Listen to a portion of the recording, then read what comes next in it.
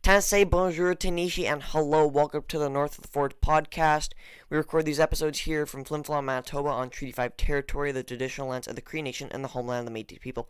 We acknowledge and respect the Indigenous and the Métis people who have lived on and cared for this land for generations, and we are grateful to share stories that continue to grow from here. Welcome to our first episode of the North of the Fourth podcast. I'm your host, Drayden Lowe, and today we're kicking things off by introducing who we are, why this podcast exists, and what you can expect in episodes to come. This podcast was created with a clear purpose to collect and share the voices of artists, vendors, and creators from Northern Manitoba. These are their stories that too often go unheard. Stories of resilience, creativity, and passion. From Flin Flon to Thompson, Churchill to the Pop, we are shining a spotlight on the incredible talent growing right here in our communities. This podcast is for you, whether you're a lover of handmade goods or someone who supports local creators, or just curious about what's happening in the North. It's also about the makers themselves, a platform to celebrate their journeys, their challenges, and their dreams. Episodes will be posted regularly through the Uptown Emporium social media platforms, and as we grow, we'll expand to major podcast apps so you can tune in wherever you are. And today, I am joined here with DeAvian. Hello. Hi. You can go ahead and introduce yourself. Oh, wow, you're muted there. Okay, there you go. Now you can go. Okay, hi. I'm DeAvian Plummer, and I work for the Flin Flon Arts Council. I'm the assistant... Director. Assistant director or co-director, whatever you'd like to call it. Okay, admin assistant. Okay. Admin assistant. Okay. I'm the administrative assistant, and I'm here with Drayden Lowe today just to kick things off and talk about the things that I do in the Uptown Emporium. So, you're a vendor here at the Uptown Emporium, and you've brought us some things to show off, like your crocheting and jewelry there, if you'd like to show the camera. Oh, yeah. So, I do crochet. These are just small things. So, this is a keychain, crochet keychain. I really like this one. And I also do beaded stuff. I have also a keychain, and I also have an earring. So... I feel like these are my best work, so I picked these out specifically. Specifically for this episode to show it off to you guys. And art runs your family too. You said your mother's an artist as well? Oh yeah, she does bath and body stuff.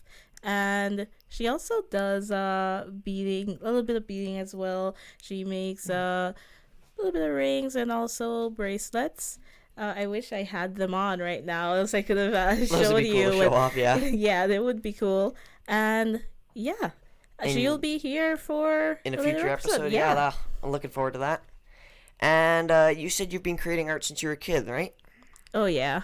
So since I was a kid, and like growing up in Jamaica, a lot of things weren't as accessible, so I had to like make do. And like the best way to do that is like kind of just to make your own stuff, do art. So I just started out drawing, coloring, whatever I could do, watch videos on YouTube, trace, copy, do all that stuff, and it kind of grew with me over the years. So just kind of learning, you used what you had to get a passion into it, really. Oh yeah, and yeah, I got love for it as I grew. Like it kind of like ventured off and like, okay, I really want this toy, so let me draw it and act like I actually do have it to make it yourself. Yeah, DIY. making it myself. And it followed me into high school, and I did art in a high school and everything.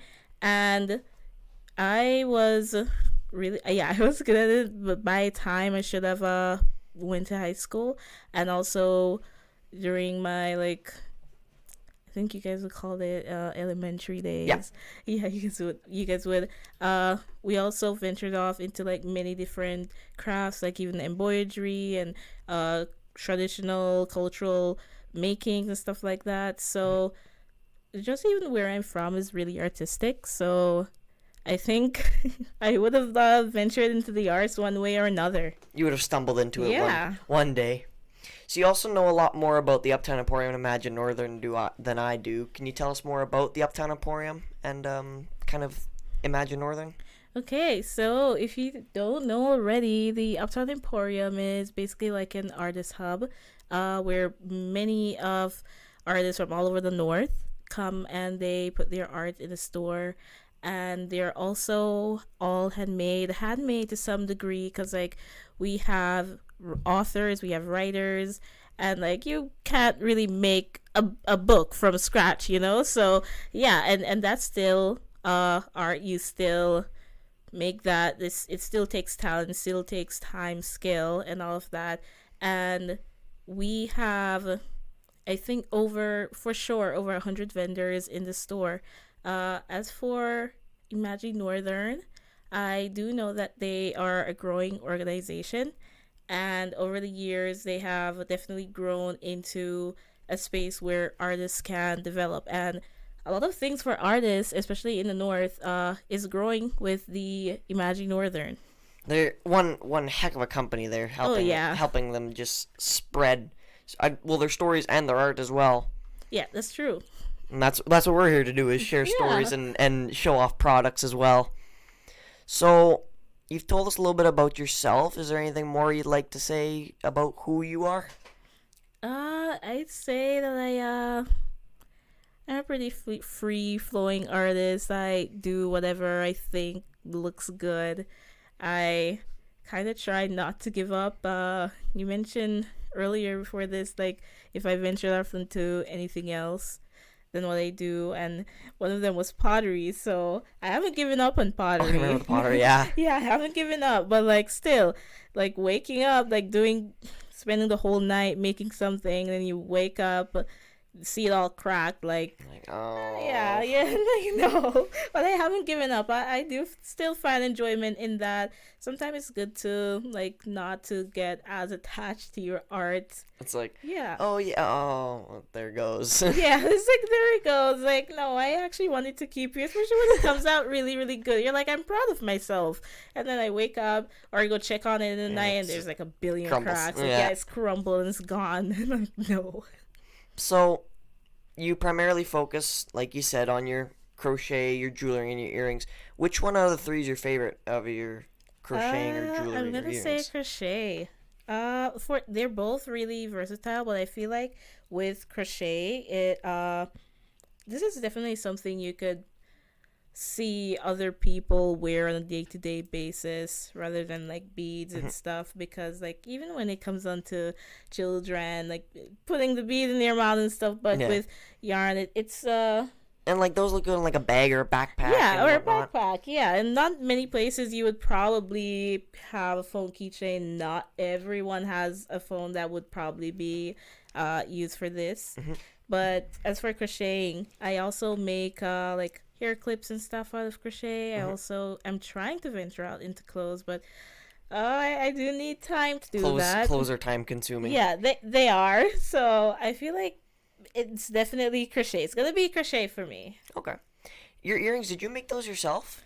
Oh yeah, so for my earrings here, they're made out of beads and also resin. So these are, if you can see, I can run it up to there. Yeah. I want to talk about it while I show it off. So those little droplets that are in the earrings, they're made out of resin. So I basically had to hold up like fishing line and put some resin on it, let it drip a bit. Really cool. And then put it under UV light just as before it should like fall off. The curing process, like please stay on, please stay on, please stay on. Yeah, and then like sometimes it was dripping off and whatever, and I'm like, oh no, but I'm happy with the end results. I think I only made 3 though. I'll probably keep it that way. Oh, they look great though. Thank you. I will say. So, what does the process of creating your art mean to you? I think it just means freedom, because as I said earlier, just being in Jamaica, things weren't as accessible, so just having the necessary things to be able to make art, create art, I could just go down the street, I could like drive a few minutes, and I have everything I need to make stuff, you know, like even things that I see and I'm like, oh, I would really want that, and then you look at the price tag and it's like $300 for I'm like, yeah, and then it's like not even handmade as well, because like handmade stuff, the price is worth it when it's in that price range, but you're looking to buy anything else, and you're like, I don't really If I can wanna... get off of Amazon, it's not worth the price tag. It's not. So I can like sit and just make it for myself, and I'll be happier with that. Someone will pass me on the street, and I'm like, oh, that looks cute, and I can say like, yeah, I made it, and they're always really supportive. Like, oh my gosh, that does look cute. That does look good. So it's definitely freeing. It's really helpful, even with confidence and stuff like that, when you're creating your art. Oh, that's great. So basically, that's just like making your art it just gives you so much freedom on what to do, because you can see something and you want it, but maybe it's not 100% what you want. Yeah. And you can make it what you want too. Yeah, exactly that. Like, say you wanted this certain thing, but you wanted it, say, blue or red, and it only comes in this color. Well, make it yourself. Yeah. Some stuff is not difficult to make yourself. That's true. Including pancakes. Those are easy to make.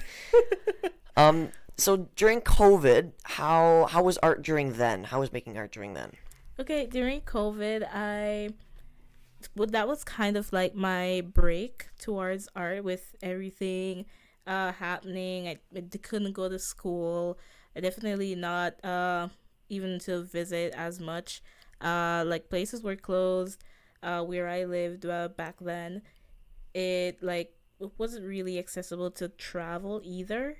So I had to take a break for sure, and I think it was pretty draining to not be able to do anything. So now, a few years after COVID-ish, I'm starting to get back into it, and I'm here now with like a bunch of hobbies, a bunch of things that I've already tried, and I could even put them in a store. Yeah, you have a place to sell them. That's the whole big thing about the Uptown Emporium. Okay. And during the wildfires there this past month and a half, how was that? Also there I crocheted a little bit, and it was definitely draining, nerve-wracking, everything under that belt, but I definitely did buy a lot more stuff to come, because I'm like, it was mainly when we heard that, yeah, we could come back to Flin Flon, and I was like, okay, I can finally take a deep breath. I can finally do something. And I just went shopping, and I got so much more stuff that I would really want to make.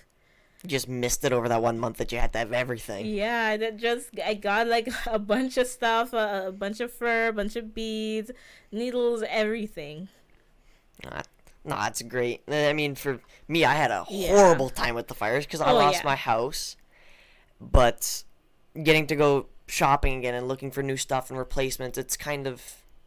There's a bit of joy in getting everything back again and stocking up on stuff. For sure. It was, like I said, it was a hard time, but getting to grab the same stuff that you used to say, oh, I used to have that. I really remember that shirt, and you buy that again, and just the joy from it that when you first bought it comes right back. Oh yeah, I could see that happening for you, and especially like it gives you like a little bit of an excuse to overspend too. Well, I've started collecting Funko Pops now, and that's going to be a horrible financial decision way down the line. I have a few Funko Pops too, so I know what Never you're saying. started with them, and then one day I'm in Walmart, I was like, I like that one. Yeah. And then I came back the next day, I was like, I like that one too, and then I realized I'd fallen down the rabbit hole really fast. So with your art, how does it help you emotionally or mentally?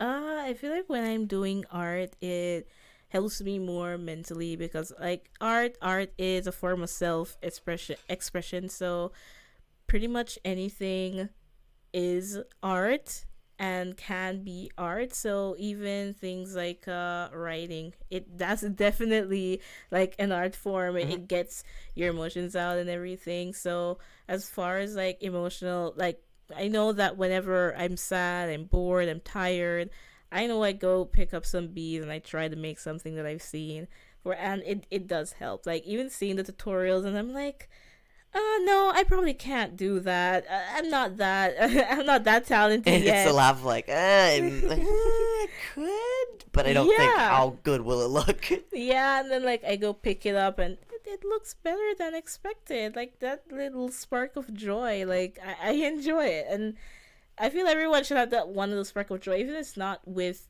art, then anything else really. Yeah, that's it. I always find it funny when I see like an origami tutorial or something. And I'm like, my god! I don't think I'm gonna be able to do that, and I get it at the end is doesn't look good, but I did it. Yeah, that's true. You know, origami is one of the things I've actually I've tried it, but I gave up on it. Like the one thing, but you tried it, and even if it doesn't look as good, you know you did it because you're better than me because you did it. Your fingers are cramping. It's yeah, like, I did it. No, you're better than me in that Yeah. part. So can you describe what it's like being just? I know you kind of touched base on the Uptown Emporium earlier, but what's it really like being a part of the Uptown Emporium, both as a vendor and as someone who kind of looks after it? I'm gonna say it's a really good position to be in, meeting other artists, meeting even people like you, Drayden. You're pretty cool. Like you set this all up. I'm very techy with this. Yeah, I'm impressed. It looks good. Thank you. You're welcome. So meeting other people who are creative in their own right. People who are artists. Like I see these people every day. They're working their normal jobs and they'll come into the Emporium. I'm like, oh, hey, what are you doing here? They're like, oh, I'm actually a vendor. And I'm like, what? I see you every day. I didn't know you could paint. I didn't know you could move your hands like that. Yeah.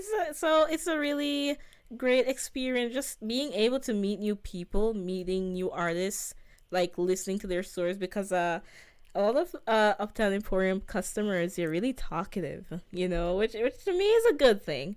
You're in this like hub. There's lots to talk about. There's just so much to look at and so much as you want to like talk about. Like, oh, this reminds you of this, or exactly, yeah. So that's really good. I feel like that in itself is just a blessing in its own right, you know, because every single piece in the Uptown Emporium, it came from hours of work.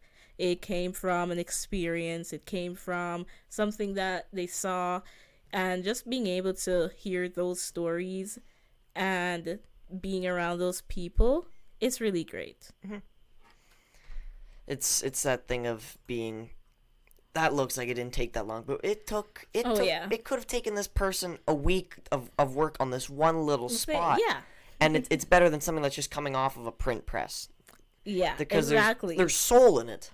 There's the effort like truly put into these pieces here at the Uptown Emporium. Yes, for sure. So for you, do you have any goals as an artist? Like what's your big picture as an artist? Definitely to just like create, or not even really create, but just to have my own business, because art is definitely something that I want to do long term. In again, like in any way, like even if I don't have a crochet business or a beading business, just being able to work in like in a space like this, and it being able to sustain me to fulfill me long term, that's great. I feel like that's my big goal, to just being able to make a living of what I do. Art. Yeah, like just have the love behind it as well. Like a lot of people say, oh, don't do what you love for work because they don't mesh well together. But for being in this place, I would say giving me more creative ideas than like anywhere else. So I think I'm pretty solid with that. There's a lot of good inspiration here too at the Uptown Emporium. Because you'll see something as like, I could use a technique like that on my piece. Yeah, for sure. That happens to me a lot. It happens. It's like, it's the jealousy of like, oh, that looks good. But now I know what to do for my pieces. And besides the Uptown Emporium, where else can people see or buy your artwork? Or is it just purely here in the Uptown Emporium? Well, we do have other hubs around Flin Flon, and we also do have people who have their own quite independent business. Like, I know for sure my mom, she has her little store just on Hapnot Street, like right across Pethridge, but she has most of her stuff there. Since she makes Bath and Body products, they're really temperature sensitive and they're handmade, so they're also kind of up in that price range. And so having her own place kind of gives her like complete freedom to do how many she wants and all that stuff. And like the community have been so supportive with her. you guys get to see her some other time. She will be in here for at least another episode. Yes. Well, so yeah, and then we do have the Friendship Center that does have like supplies and stuff for artists, and we also have Northern Rainbow's End. Yeah. And even Orange Toad, that's right beside Which us. is, they do, yeah. They're right there, yeah. There. They're one building over. Actually, my mom used to own Northern Rainbow's Ends. Oh, really? So it used to be called Chrissy's Flowers, and she used to own that. Gosh. Her and my dad used to own that for a while there, and they had these two big dogs named Leah and Darby. I can't remember what breeds they were. I'm pretty sure one of them was a Labrador, and they always had to stay in the back of the store. But at closing time, when they heard that register ding to open, they came running to the front. Oh my gosh! So I can say you're into flowers, Drayden? I'm not into flowers, but I used to always go there because she'd still work there sometimes, like during Mother's Day. She goes and works a couple days there just because she likes being able to talk with the people that she used to work with, and her friends all work there, which is nice. Okay. So there's a little bit of history there. So before, that's good to know. Flin Flon has a lot of history. There's a lot of things that you'll never know. Like there's a lot of people who didn't know. Like I'll say someone will say something about Northern Rainbow Sense will be like, my mom and dad used to own that place, and really. So well, thank you, DeAvian. And before we close out, we can take a moment to talk about our broader picture here.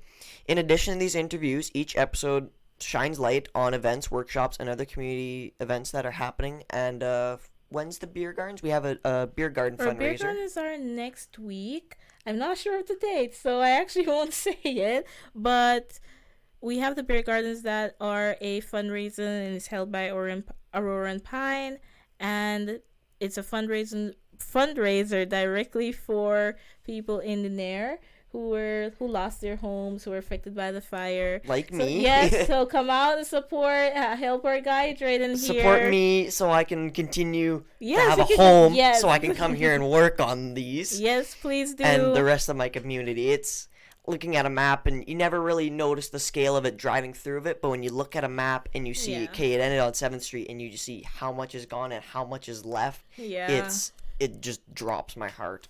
Yeah, it definitely sucks when I heard the news. Obviously, cannot compare, but when I heard the news, I was devastated. I can't imagine how your parents, all others in the near must feel. We got every time I go to my lot I don't even call it my house anymore. I call it a lot, which just sucks. Yeah. But every time I go there, and just seeing the husk of the cars and the hole that's my yard, and it just sucks to know that it's all gone. That we got nothing out of it. There's nothing. It's just all straight ash. And I lost my first car too that I ever worked for. And I had so many memories in that car. And I had 3D printing stuff. I'm big into 3D printing. I lost that too. I lost my 3D printer in that fire. So I guess that was my art. That I kind of did 3D modeling and whatnot. Yeah. I don't call 3D printing art really, but the modeling is. Yes, that's an art form. Yeah. Because you're putting so much effort into much. And not only is it's difficult too because you're working with something that's not real, and you're working with dimensions that are. Like I make a bunch of pieces for stuff, and you have to measure it, and then you have to convert, and you have to hope that it works, and then prototyping, and then you're wasting money on this. So then, but that's my art form is 3D printing and that, and my music too. I lost my music gear in the fire as well for DJing, but please come out to the beer gardens and support us, Denair Beach folk. We really appreciate it. There's not a lot that you can do for us because we've lost everything, but coming out here and fundraising is what we really need as a community in Denair, and seeing all the voices and everyone come together with all the thank yous and the hugs and the welcoming arms and whatnot, just to come back into our community is great. That's what we're happy to do. And we've only just begun making these episodes, so future episodes will feature more amazing creators from across Manitoba, and there's just a lot to look forward to. Huge thanks to DeAvian. Thank you for being here, and thanks for being our very first guest and sharing your creative journey. You can find her products here at the Uptown Emporium, and we'll be sharing some more links about DeAvian's products here on our social media pages. Thanks again to the Manitoba Métis Federation. Their logo's up here. Thank you to them for sponsoring this project and supporting the Northern Voices podcast. Or not Northern Voices podcast, that was the old name. The North of the Fourth podcast. If you enjoyed this episode, make sure to follow us, share it with a friend, and stay tuned for more.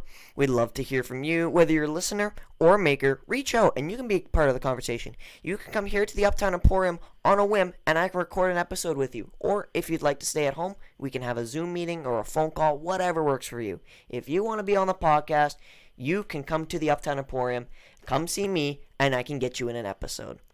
Thank you for listening to the North of the Fourth podcast. We'll see you next time with another story from the North. See ya.